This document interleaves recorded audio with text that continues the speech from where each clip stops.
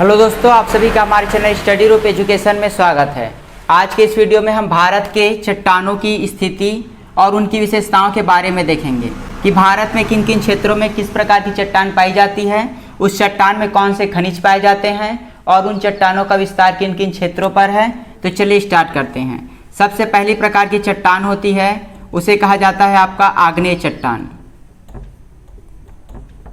यह चट्टान बहुत ही पुरानी चट्टान है, सबसे प्राचीन चट्टान,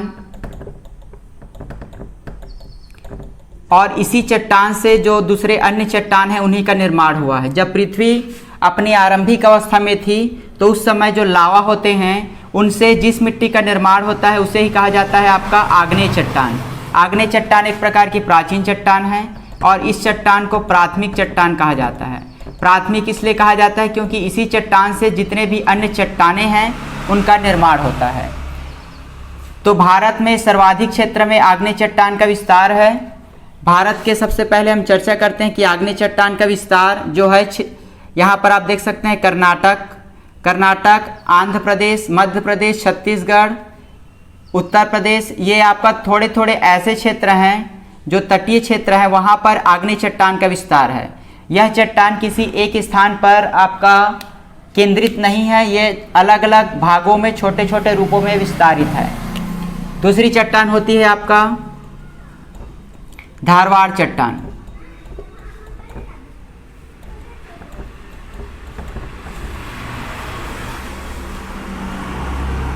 धारवाड़ चट्टान का निर्माण आपका आग्नेय चट्टान के अपरदन से हुआ है। याद रखिएगा, आग्नेय चट्टान में आपका प्राचीन अवशेष नहीं पाए जाते, ठीक है। जो जीव जंतुओं के अवशेष या फिर जीवांश में इसमें नहीं पाए जाते हैं, क्योंकि यह प्राचीन चट्टान है। इस चट्टान के निर्माण के, इस चट्टान के अपरदन या फिर इस चट्टान के पश्चात धारवाड़ चट्टान का निर्माण हुआ है निक्षेपण के पश्चात। तो ये जो चट्टान है धारवाड़ चट्टान, उसमें आपका अवशेष पाए जाते हैं। और धारवाड़ चट्टान की विशेषता की बात करें तो इस चट्टान जो है वह आर्थिक दृष्टि से सर्वाधिक संपन्न चट्टान है, क्योंकि इसमें आपका ये जो क्षेत्र में जिस चट्टान सतह पर ये जो चट्टान पाई जाती है उसके आंतरिक भाग में बहुत से बहुमूल्य खनिज पाए जाते हैं। जैसे खनिजों की बात करें तो ये जो चट्टान है उसमें आपका लोहा, मैग्नीज,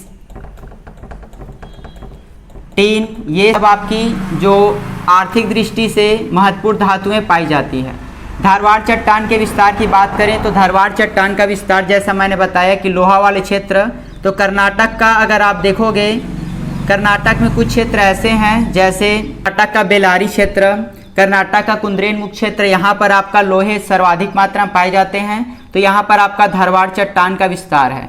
वहीं अगर हम देखें तो छत्तीसगढ़ का जो बैलाडीला वाला क्षेत्र है वहाँ पर भी लोहा पाया जाता है, तो वहाँ पर भी आपका धारवाड़ चट्टान है। आपका झारखंड में धारवाड़ चट्टान है, ठीक है। तो जहाँ जहाँ आपका लोहा पाए जाते हैं या फिर ऐसे जो धात्विक अयस्क पाए जाते हैं वहाँ पर आपका धारवाड़ चट्टान का विस्तार है। इस चट्टान में जैसा मैंने बताया कि आग्नेय चट्टान के अपरदन के पश्चात इसका निर्माण होता है और इसमें जो है जीवाश्म या फिर अवशेष पाए जाते हैं। अगला चट्टान है आपका कडप्पा चट्टान।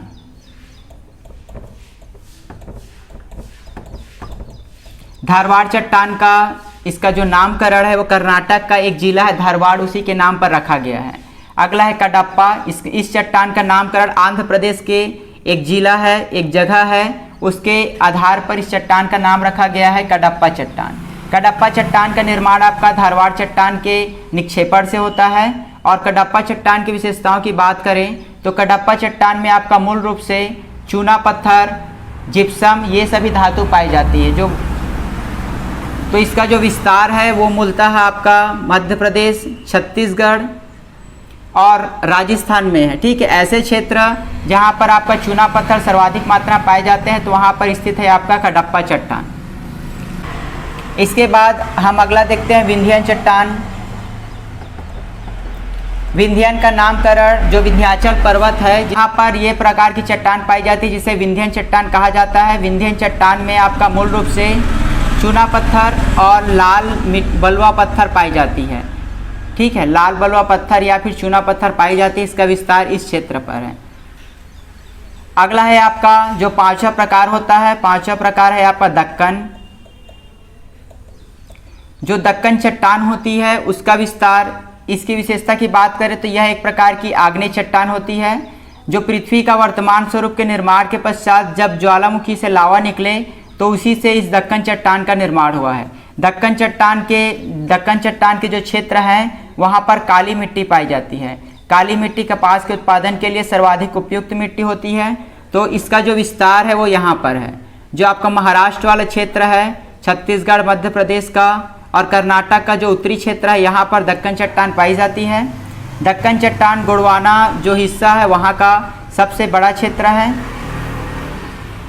और दक्कन चट्टान की विशेषताओं की बात करें तो दक्कन चट्टान में जैसा मैंने बताया कि काली मिट्टी पाई जाती है। इसका विस्तार इस क्षेत्र में है। यह महाराष्ट्र, उत्तर प्रदेश, छत्तीसगढ़ के कुछ क्षेत्र और कर्नाटक का जो उत्तरी क्षेत्र है वहाँ। तो ये हुआ भारत में पाई जाने वाली 5 प्रमुख चट्टानें। सबसे पहले मैंने आग्नेय चट्टान के बारे में बताया। यह एक प्रकार की प्राचीन चट्टान या फिर प्राथमिक चट्टान है। इसी चट्टान से अन्य सभी चट्टानों का निर्माण होता है और इसमें अवशेष नहीं पाए जाते हैं।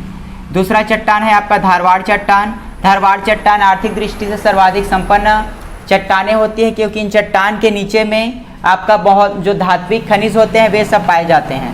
धात्विक खनिजों में लोहा, मैग्नीज, टीन ये सब पाए जाते हैं। धारवाड़ चट्टान का अगर विस्तार की बात करें तो यह कर्नाटक के शिमोगा, बेलारी ये सब ऐसे क्षेत्र हैं जहां पर धारवाड़ चट्टान पाई जाती है। इसके अलावा छत्तीसगढ़ का बैलाडीला, झारखंड का क्षेत्र और राजस्थान के क्षेत्र में इस चट्टान का विस्तार है। अगला है आपका कडप्पा चट्टान। कडप्पा चट्टान का नामकरण आंध्र प्रदेश के जो कडप्पा क्षेत्र है, कडप्पा, वहाँ उसके आधार पर रखा गया है। इसका विस्तार अगर हम देखें तो इसका विस्तार जैसा मैंने बताया कि तमिलनाडु क्षेत्र, मध्य प्रदेश, छत्तीसगढ़, राजस्थान ये सभी में इस चट्टान का विस्तार है। अगला है विंध्यन चट्टान। विंध्यन चट्टान का विस्तार विंध्याचल पर्वत के अंतर्गत आता है और इस चट्टान की विशेषता की बात करें तो यहाँ पर आपका चूना पत्थर और लाल वाला पत्थर मिट्टी पाई जाती है। अगला है दक्कन क्षेत्र। पृथ्वी के वर्तमान स्वरूप के निर्माण के पश्चात इस जो लावा है उसी से दक्कन चट्टान का निर्माण हुआ है। दक्कन चट्टान के पश्चात यह काली मिट्टी का निर्माण करती है। इसका विस्तार महाराष्ट्र, कर्नाटक और मध्य प्रदेश, छत्तीसगढ़ के कुछ क्षेत्रों में है। और यह जो काली मिट्टी होती है वह कपास के उत्पादन के लिए सर्वाधिक उपयुक्त मिट्टी होती है। आग्नेय चट्टान के अगर हम उदाहरण की बात करें तो आग्नेय चट्टान के उदाहरण के अंतर्गत ग्रेनाइट और नीस ये 2 चट्टानें आती है। तो ये हुआ भारत में चट्टानों का विस्तार कि किन किन क्षेत्रों में कौन से चट्टानें पाई जाती हैं। अगले वीडियो में हम भारत में मानसून का आगमन और उसका विस्तार देखेंगे कि किन किन क्षेत्रों में कब वर्षा होती है और मानसूनी पवनें किस कारण से भारत में प्रवेश करती है, किन क्षेत्रों से प्रवेश करती है। तो आज के लिए बस इतना ही। धन्यवाद।